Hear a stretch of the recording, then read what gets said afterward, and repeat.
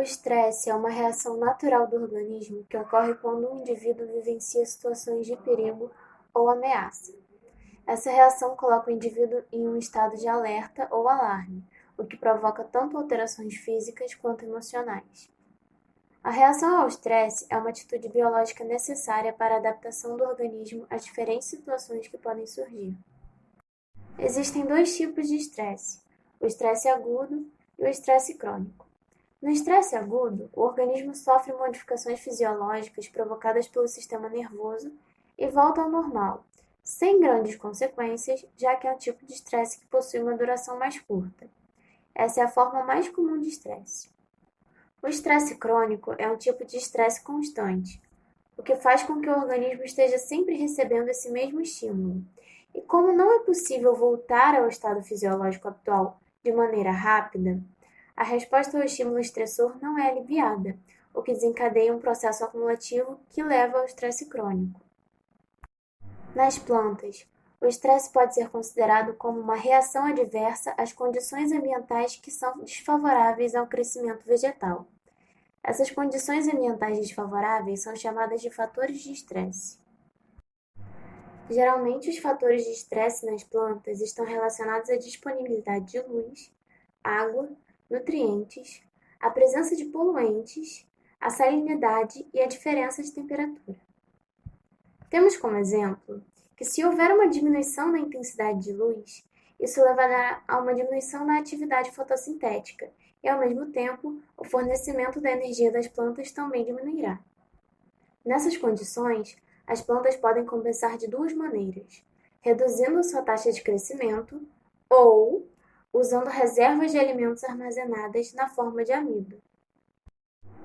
Um outro exemplo é que, se pensarmos na redução da disponibilidade de água, isso também pode gerar um efeito prejudicial no crescimento da planta.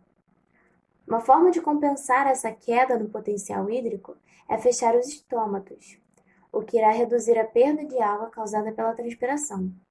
Porém, o fechamento dos estômatos também reduz a absorção de dióxido de carbono pelas folhas, reduzindo sua fotossíntese e inibindo o crescimento.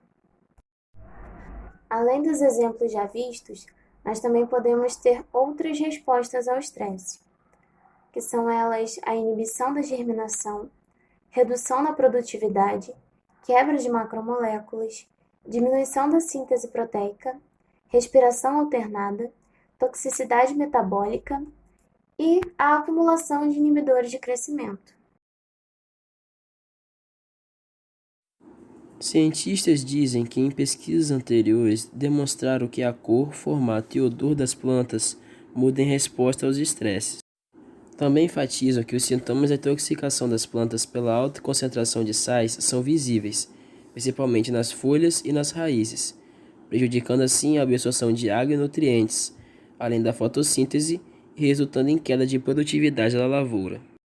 O cientista Itzhak Kait e seus colegas da Universidade de Tel Aviv, em Israel, identificaram que os pés de tabaco de tomateiros emitem uma sequência de gritos ultrassônicos quando estão sob estresse.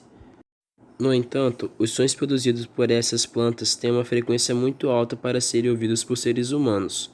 Os pesquisadores colocaram as plantas em câmaras acústicas e em estufas, e posicionaram microfones que captam frequências ultrassônicas, entre 20 e 150 kHz.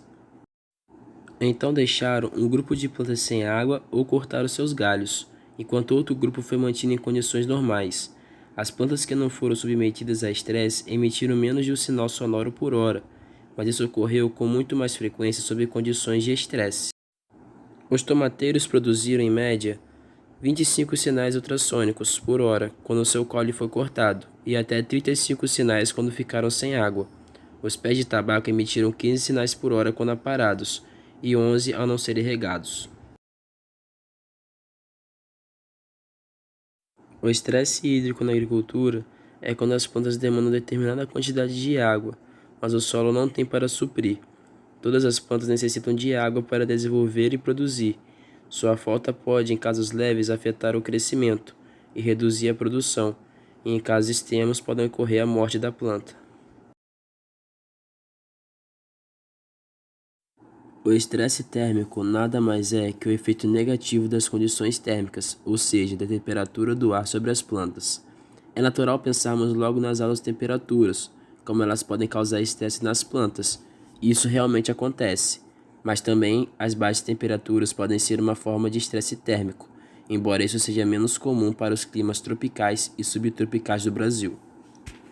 O estresse térmico nas plantas, assim como o hídrico, favorece a incidência das doenças quando as temperaturas são mais elevadas ou muito baixas. De modo geral, as plantas que crescem sob condições de estresse térmico têm um desenvolvimento debilitado. Além disso, o estresse térmico nas plantas afeta diretamente a expressão gênica, o que pode favorecer ou inibir genes que atuam diretamente na resistência dos patógenos. Esse tipo de estresse também pode influenciar no ciclo de vida dos patógenos, os acelerando. Isso significa que as infestações podem se tornar mais severas do que o normal, e o controle assim mais difícil.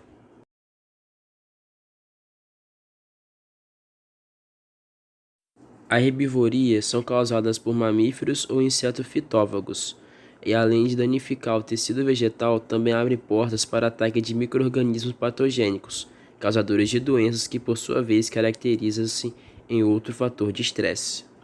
Mas sabe-se que as plantas não são organismos passivos e possuem diversas estratégias de defesa contra a herbivoria.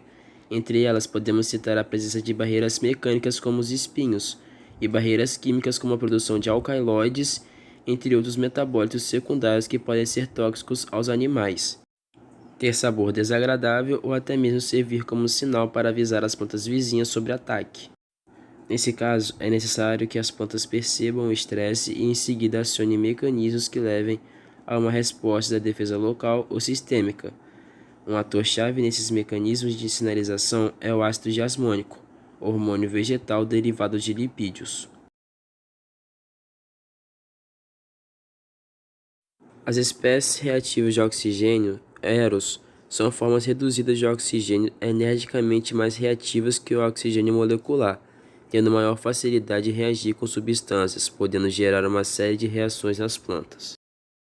Por serem compostos que reagem facilmente com outras moléculas, elas podem levar à oxidação de componentes celulares importantes, como membranas celulares, lipídios e até mesmo do material genético da célula.